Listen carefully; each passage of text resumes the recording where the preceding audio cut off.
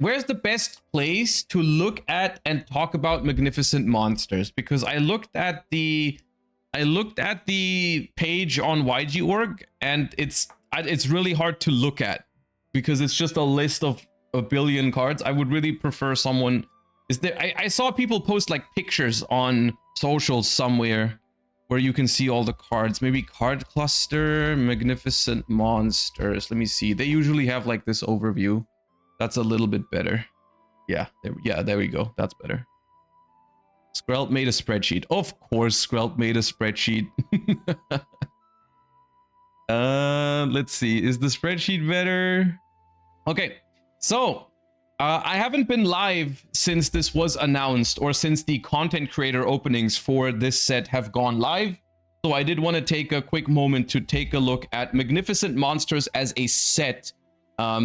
We are going to take a closer look at how the Grandmaster Rares are going to change the format in the upcoming week. This is not going to be specifically about the power of the Grandmaster Rares, but rather about the set as a whole, because I've seen a lot of discourse online about whether this is a good set or not, and mainly something that people have been complaining about, even though so far we've only seen very little from this set. We've only seen some content creator openings, is like the pull rates and some of the reprints that are not as good. And it's just something I did want to take a quick look at and maybe think about how good this set is.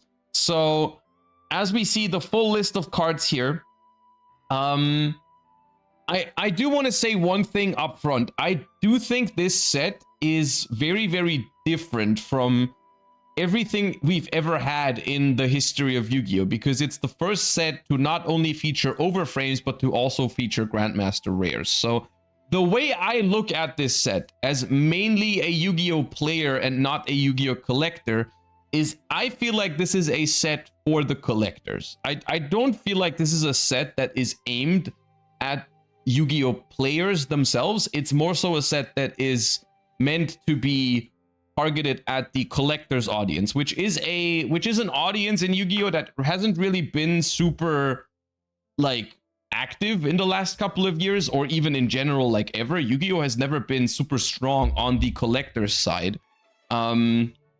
Whereas it's been very much like the people that bought Yu-Gi-Oh! Product were always the people that were playing Yu-Gi-Oh! Or like vendors that were trying to sell to people who were playing the game, right? And this set to me feels like it's more catered towards collectors. And if a player looks at this, I think from the raw value that you're getting for, I think it's $30 roughly $30 for a box of 3 packs and 3 promos.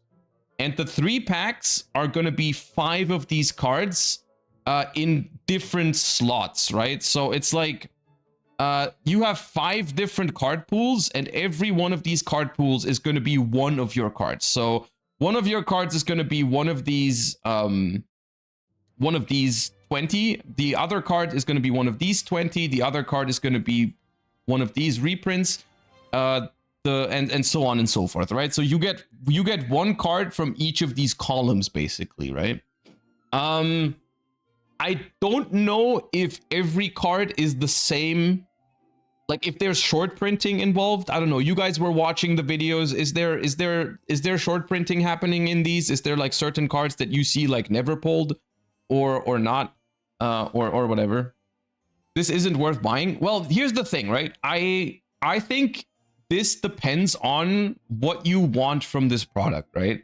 Because I think it's something that if you are just after the most playable cards and the most playable reprints, then I agree with you. I think this set is not worth buying if you just look at, well, the reprints and also the, like, even the overframes, because the overframes are very good cards.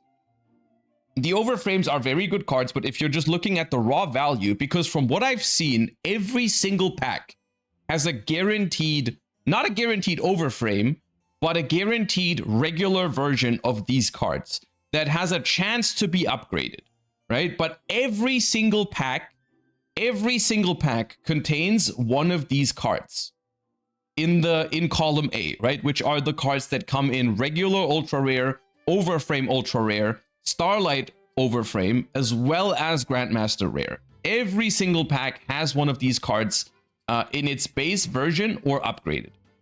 That means that these cards, and this is the most important, this is actually, I think what people don't realize is that this is a positive about this set. These cards are not going to be expensive as ultra rares. At the base rarity, and this is something I really want to stress, especially for people who are playing Yu-Gi-Oh on a more budget and care about how much cards cost. This set is actually really good, even though it's an expensive product and the pull rates in it might not be the best, especially for the chase cards. For the playability of Yu-Gi-Oh as a game and for cards to be cheap, this set is going to be phenomenal. Because the reason to buy this set, I agree with you, the reason to buy this set are not the regular ultra rares. The reason to buy this set is not the reprints or anything else. The reason to buy this set is the freaking overframes and Grandmaster rares. And that is something that has nothing to do with Yu-Gi-Oh being played. You don't need those cards to play the game. If you just care about having access to the cards to play Yu-Gi-Oh, you just go and buy singles. That's what you do. And I think that's not a bad thing necessarily. Or actually, I think it's straight up a good thing, because these cards are all in the base rarity. I don't know if there's even going to be a single expensive card here in the base rarity. Like I'm looking at this, and I don't think, from what I've seen some of the pack openings. From what I've seen, I don't think there's a card here that is going to be expensive. And that is something that people need to realize is very, very good for Yu-Gi-Oh as a game, because there is no equivalent to Pot of Sloth in here. There is no Mulcharmi Fuwalos when it was first printed as a secret rare. There is no Pot of Prosperity as a secret rare. There's nothing like that in here. There's no Dark Magician of Chaos that is an 80 euro secret rare in the set that it came out in. Like, there is nothing like that. This set is basically going to introduce a bunch of new powerful cards into the game without any of them being expensive. And that is a model that is good for the game. 35 for 3 random pool A cards is still quite steep, which is why I'm saying you don't have to buy it if you're just after the cards to play with them. The reason, and I'm saying this, the reason to buy this product is if you are trying to chase an overframe, if you're trying to chase a Grandmaster rare, which is like, I'm gonna be honest with you, I still think it's tempting. This set comes out on my birthday, and I decided I'm gonna make myself a little birthday gift. We're gonna open some of this set on stream. Not because I'm expecting to make my money back with the regular cards in the set. I don't think it does that for you. But I think the first set ever to have overframes / Grandmaster rares for the TCG is very exciting.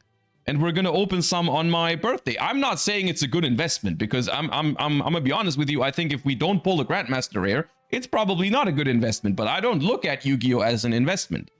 I don't think Yu-Gi-Oh is an investment, and I don't think Yu-Gi-Oh should be an investment. And I don't think looking at a set by raw, if I open this, how much money am I going to make, I don't think is a good way to look at a set. Because the way I look at this set is, if you just want Synchro Emergency and Star Junk Synchron for your Synchro deck on release of this product, what you're gonna do is you're not gonna go and buy boxes for 35 bucks until you get these cards. What you're gonna do is you're gonna go on Card Market and you're gonna pick these cards up for pretty sure single digits of cards is what you're gonna have to spend if you want any of the. I don't think the ultra rare version of any of this is even going to be more than 10 bucks. Probably. This is, once again, I'm not always correct on market predictions, but I think that none of these cards is going to be like expensive in its base rarity. Because you get one card per pack guaranteed in ultra rare out of these cards. Like I like maybe like the best one, maybe like the most playable one, like the Dark Magician cards, which are probably the most playable ones, or like the I don't know what else is even that good, but like the Cyber's Contract Witch, maybe those are gonna run you like 10 bucks or something. I don't think that is that these cards are going to be expensive. And I just don't see how that can be a bad thing for the game, because at the end of the day, most Yu-Gi-Oh players, actually I don't want to say most because I don't know the exact statistics on who buys what, but I think a lot of Yu-Gi-Oh players buy singles anyways. A lot of the people who are complaining about like this product we're never gonna buy it anyways, because if you just care about playing Yu-Gi-Oh, then you don't have to buy the product, you can just buy the singles. And I think that's fine. I think that's completely fine. And here's the thing: just let the collectors spend the $35 per box, because people are going to do it. People are going to buy this product because there is something worth chasing in there, but it's not the reprints. It's not the regular overframes. And so let other people do the work. Let other people chase the Grandmasters, open up a shit ton of this product, because people will. And then what's going to happen is people are going to have those cards left over, right? The collectors are not going to be interested in having like 200 copies of each of these overframes after they've opened a shit ton of these cards. And then what are they going to do? I mean, some of them are probably not going to bother with it, but a lot of them are just going to sell them. And that's how the market gets flooded with the basic versions of these cards. And then everyone can just play with those cards. And that, in my opinion, is very close to the optimal way to make a product for a card game that is meant to be played.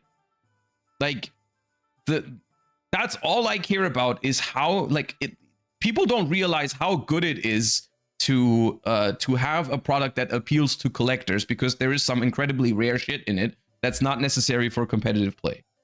Like, this is one of the things that people also don't realize with Chaos Origins, for example.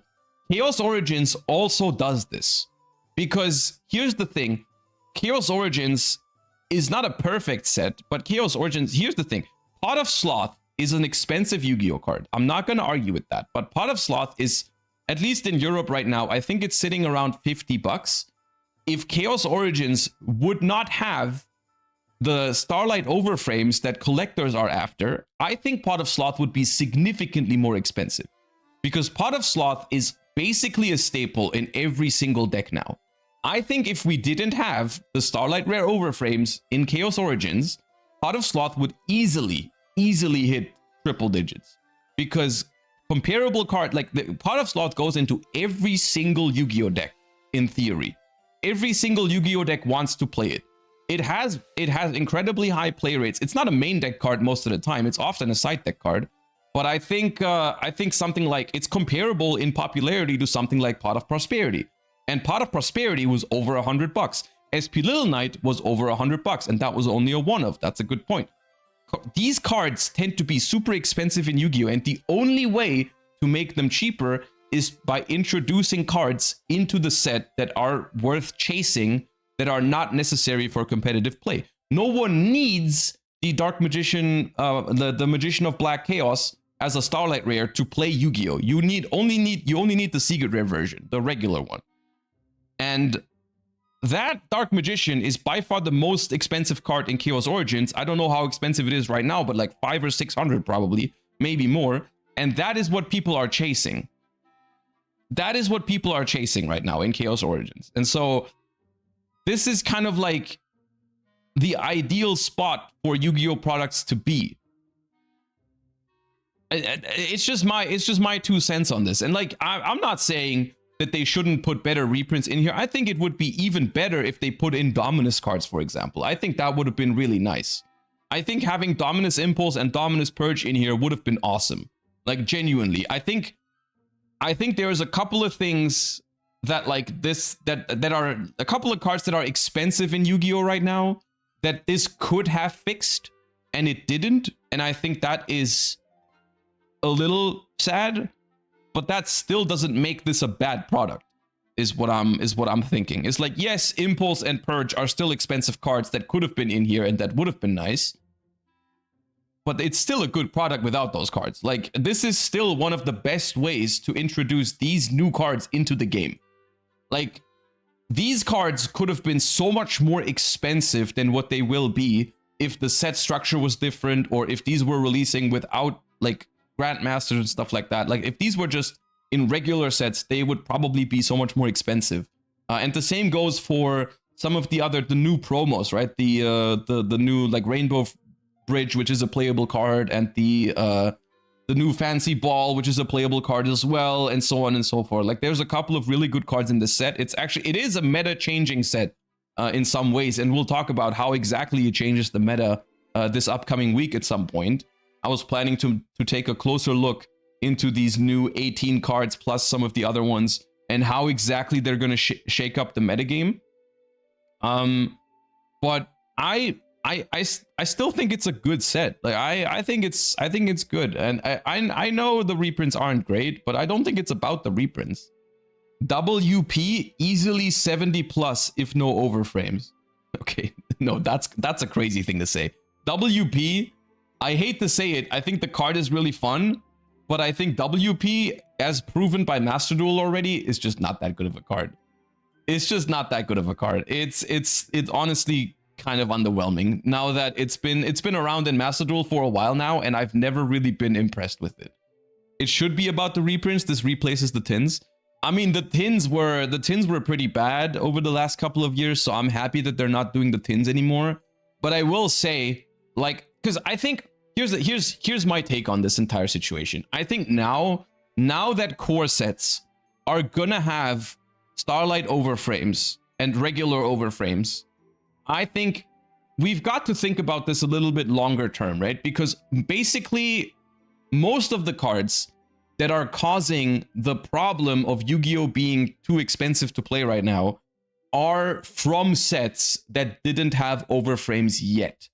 The only expensive cards from Chaos Origins, I think, are Pot of Sloth and Black Chaos, which are about, I think, around $50 each, which is still expensive, but not nearly as expensive as they would have been if that set didn't have overframes. So I think the longer we have this overframe system in place, I think Yu-Gi-Oh will get cheaper to play in the future, because it's just something where like the cards come out and they're starting at a lower price point, right? So it's going to be easier for them to push the prices down with a timely reprint. And also, if a card is cheaper to begin with, it's easier to justify reprinting it because people didn't spend like $300 on a playset of Pot of Sloth. They've spent half of that, which is still a lot of money, but it's still half of what they spent back in the day for staples like that. And I think that's one of the main reasons why Yu-Gi-Oh had this problem to begin with, is because when cards came out, they were too expensive because Yu-Gi-Oh didn't have collectible chase cards. So the only way for Konami, or at least they thought so, I think, to make a set worth buying was to make the playable cards expensive and hard to find and rare. And that made Yu-Gi-Oh expensive to play. And this is something that they are, I think, from now, if they create a collector's market for Yu-Gi-Oh for these other cards, I think they will have the ability to move away from this a little bit. Because I think here's the problem with that philosophy. If you sell a set by making Pot of Prosperity, just as an example, or let's use Dominus Impulse and Molchami Fuwalos, because those were more recent. If you make a set where the main reason to buy the set are cards like Molchami Fuwalos and Dominus Impulse as secret rares, then those cards are going to be expensive. And then people are going to be spending a lot of money for those cards, which then creates a barrier for Konami to not reprint these cards too early, because you're going to make people really upset. When someone spends, and this is something that is understandably something that people get mad about, when they spend like $200 on a playset of a card and then it gets reprinted 2 weeks later, they're going to ask themselves, well, am I going to buy the next pack? Am I going to buy the next product that has an expensive card in it? Because, you know, like, I don't know, I got disappointed last time. And so it's a really weird dynamic that's been happening in Yu-Gi-Oh for years now that they are finally trying to break out of. And so I genuinely think that like these cards that we have in the game right now, like the Dominus cards and the what else is left from the pre-overframe era? Which cards are left from pre-overframe that are still too expensive? Like, what is which cards are left? It's the Dominus cards. Harmonia is a good one. Fallen of the White Dragon is a good one. Forbidden Crown. Basically the couple of secrets from previous sets that didn't have overframes yet that were really good. right? Seventh Tachyon a little bit, Solemn Accusation, Dark Magician of Destruction, those kind of cards. Yeah. So once those cards have been reprinted, once those cards, and I agree with you, it would have been nice if some of them were in here. I'll give you that. I think this would have been a great opportunity to do that, because for some of these, it would actually be about time, right? Like it wouldn't be too early to throw a Dominus in here, like Impulse or Purge, or like some of these other ones. Like it would have been like a Dark Magician of Destruction reprint at this point, I think would have been okay. I think that would have been acceptable. So I think they should have done that. Yes, I agree with you. But once those cards will eventually have been reprinted, I think Yu-Gi-Oh is looking very, very good in that sense, that I think we might never have a such an expensive staple again that is necessary for competitive play. Because if they keep doing overframes and people keep opening product for those overframes, I honestly think it might never happen again that a secret rare from a core set reaches $100. Because let's think about it realistically, how much more popular can a card get in comparison to Pot of Sloth? Pot of Sloth is going to be is basically present or playable in every single Yu-Gi-Oh deck right now. Every deck wants to play Pot of Sloth, and every deck wants to play Pot of Sloth at 3. And Pot of Sloth is exclusively a secret rare in Chaos Origins. All of those things combined would have made Pot of Sloth easily a $100, €100 card in previous years. But right now it's still sitting at 50. It's at 50, which is still expensive, but it's not nearly as bad as it could be. And I think I simply can't think of a card that would be more popular than Pot of Sloth. Because what card can be more popular than Pot of Sloth just in theory? Because it's good in every single deck. Like even you guys are mentioning Gallant Thief. Gallant Thief is not even playable in every deck. Gallant Thief is less popular than Pot of Sloth, because you don't need it in every deck. Solemn Accusation is currently at 62 USD, which is crazy, right? That's proving my point, because Solemn Accusation is not even close to the popularity of Pot of Sloth. Solemn Accusation, if we looked at the play rates for both of those cards, Solemn Accusation is a good card and it's played by a lot of decks, but it's not even close to the number that Pot of Sloth is being played at. Pot of Sloth is a side deck card. That doesn't matter. It's just about supply and demand, like how many people need the card. And Pot of Sloth is a side deck card. That doesn't make it cheaper. Solemn Accusation is also a side deck card, by the way. They're both side deck cards, if you even want to consider that. But Solemn Accusation is less popular than Pot of Sloth, has the same rarity, and is more expensive. So what's the difference between those two cards? The difference is that Solemn Accusation is from a set that doesn't have overframes. Solemn Accusation is from a set that was happening before we got overframes. And so Solemn Accusation is not as easy to get, because collectors are not opening that product for overframes, and that produces, like, Solemn Accusation is the card that has to hold the value from that set. Wouldn't overframe prices go down over time as they stop being the hot new thing?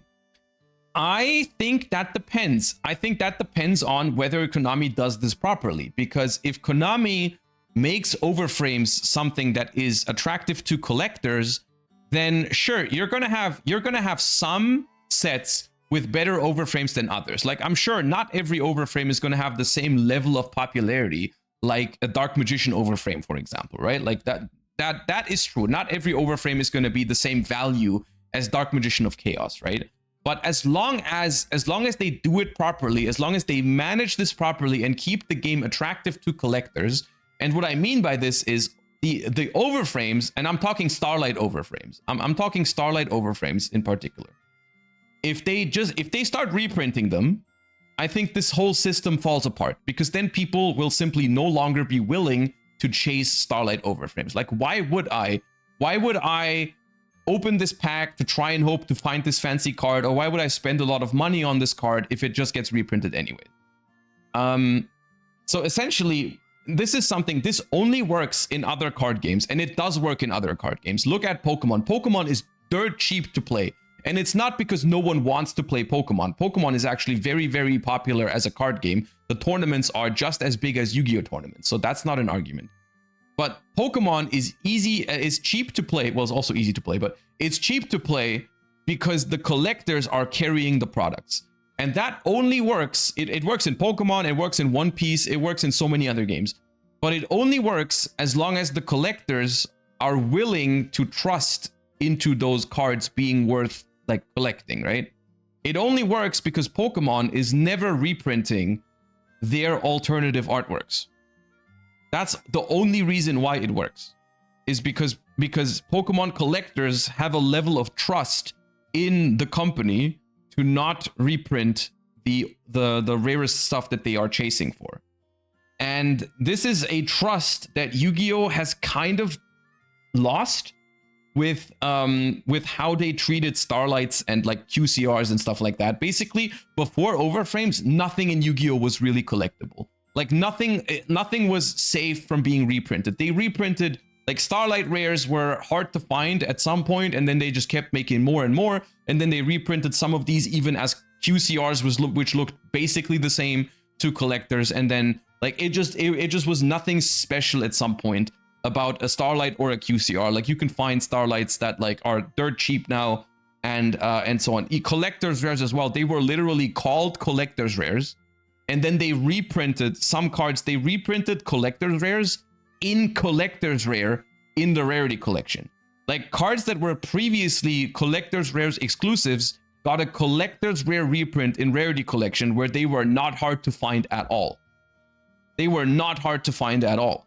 And that was something that really pissed off collectors, because collector's rares, there was a time where collector's rares from side sets were genuinely expensive. And like, then they just reprinted them. Like something like, for example, Vanquish Soul Raisin was originally available as a collector's rare from the first set that introduced Vanquish Soul. It was a side set, I forgot its name. But it had ultra rare Raisin. I don't know if it had Starlight or QCR Raisin, but it also had collector's rare Raisin. And then rarity collection, they also put Raisin in it. And it looks slightly different, but you couldn't freaking tell the difference. Like, if you look at these cards from some amount, like it doesn't look significantly different. It's basically the same. It's basically the same. Like, yes, the one from Rarity Collection has a couple of dots, like little dots on the foiling, but they're both collector's rares. Like, they look very, very similar.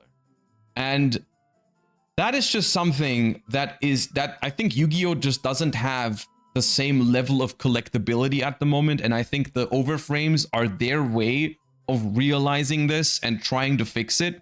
And if they do this properly, I think this could work for Yu-Gi-Oh, because Yu-Gi-Oh is a game with a lot of history right now. Yu-Gi-Oh has a lot of interest in collectors. Like, collectors are interested in Yu-Gi-Oh because it has a long history. You can see this from all of the old stuff, all of the old printings from cards back in the day. Like, that collector's market for Yu-Gi-Oh is very, very stable and growing and works out completely fine. Like, there's no issues with that, because those are just cards that Konami, like, they just can't reprint like a friggin' ultimate rare from 2008 that has the same look and feel to it. Like, they can reprint, I don't know, they can reprint Caius, the Shadow Monarch, as a Starlight rare, but for people who have nostalgia for the game, it's not going to feel the same as an ultimate rare. Like, that is never going to be on the same level. And so those cards are kind of safe from this arbitrary reprinting that they've done. And I think what they need to do is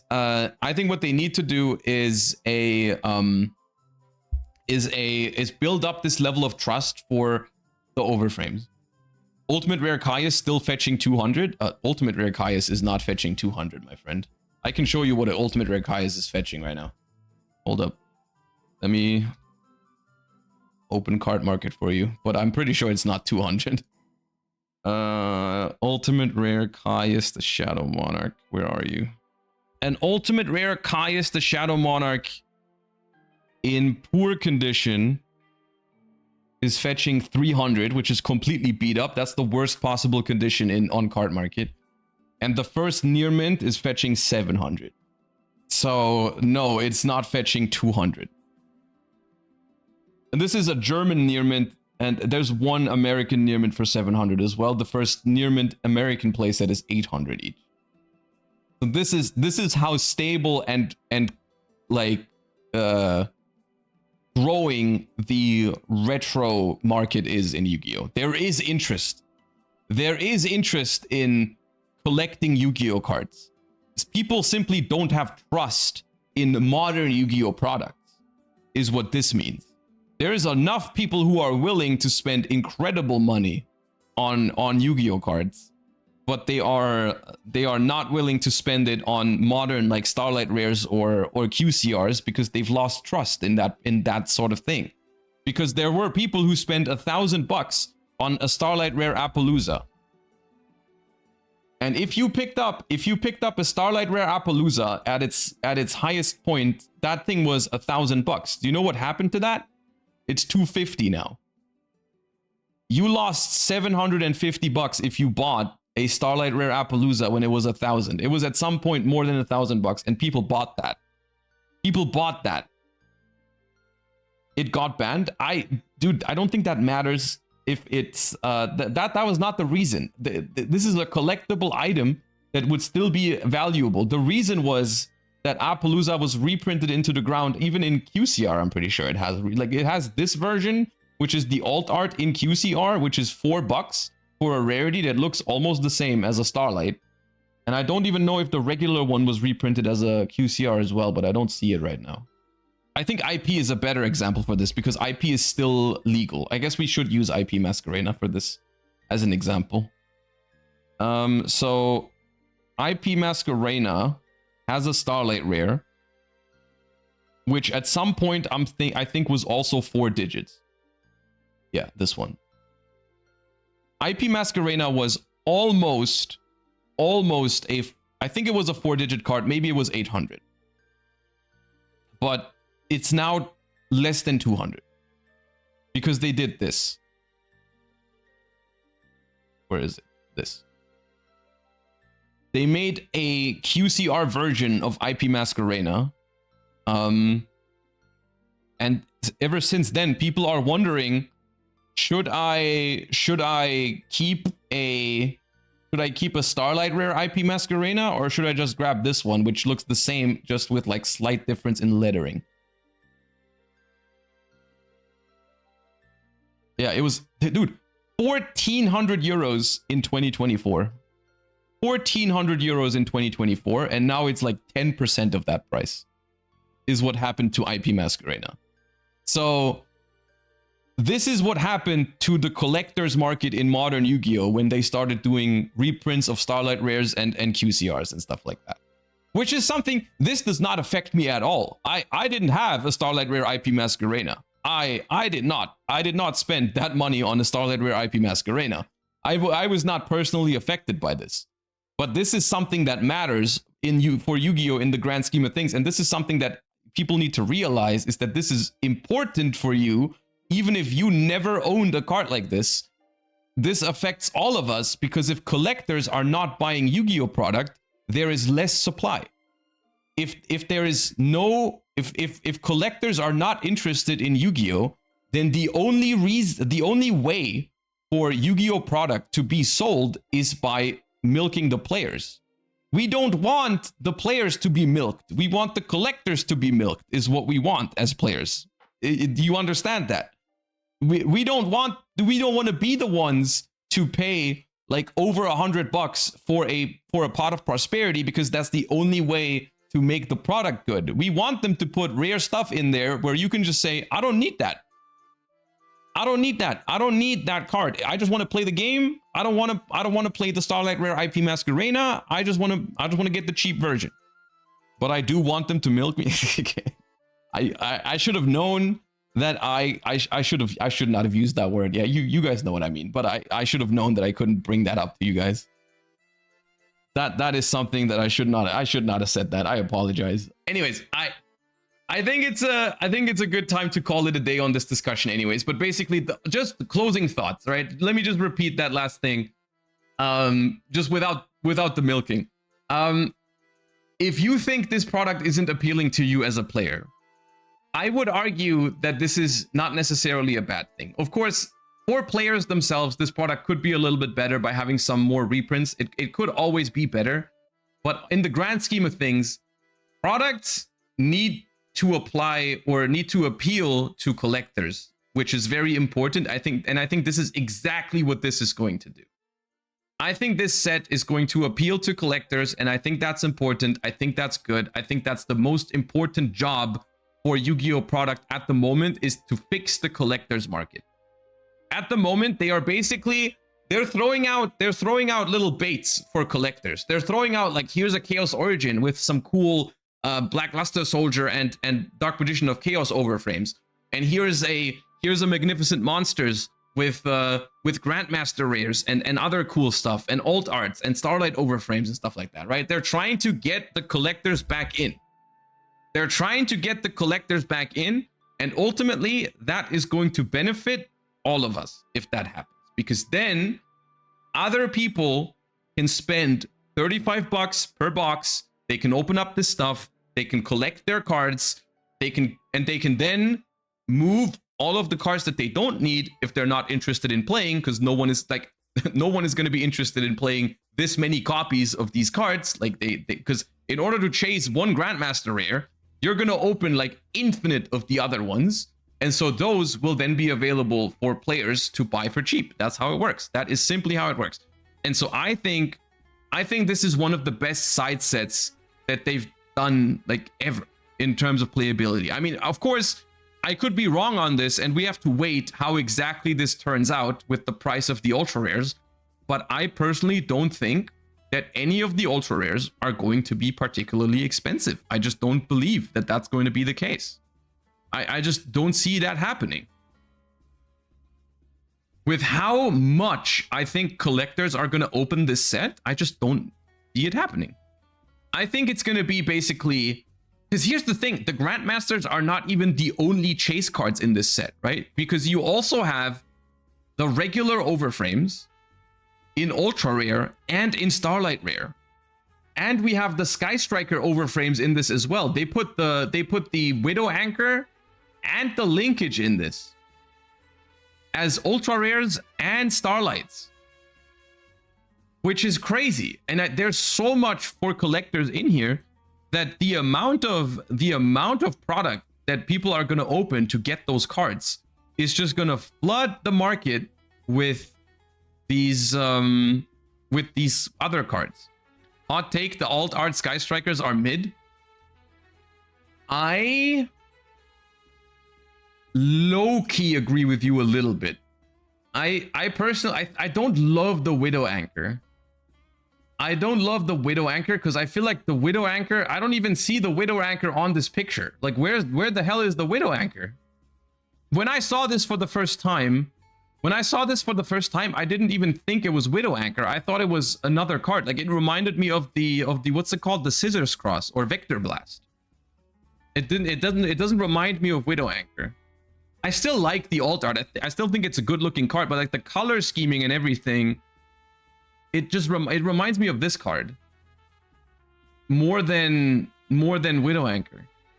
Because I don't know, I feel like they could have done a better job at making it like because the Widow Anchor is like the perfect card for an alt art as well, because you can have like Ray in the image, and then like it throws she throws the Widow Anchor like outside of the frame. It would work super well.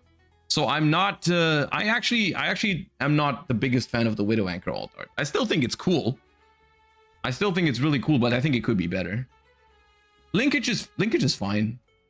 I think Linkage is a good alt art. But also I think doesn't Linkage kind of live off of the fact that it has both of them on it? I feel like Linkage should have still had both of them on it somehow. Yeah. It's still a good looking alt art though. They are fusing? Sure. Widow Anchor feels more like Linkage? Maybe. Yeah, maybe. But yeah, I don't know. But this is, once again, this is the beauty of the alt arts, is that, you know, everyone can decide what version they like more and so on. No one needs these to play. No one needs these to play the game. And I think this is something that is super important, is that Yu-Gi-Oh becomes cheaper to play. And I think collectible cards are the way to do this. The only way to do this.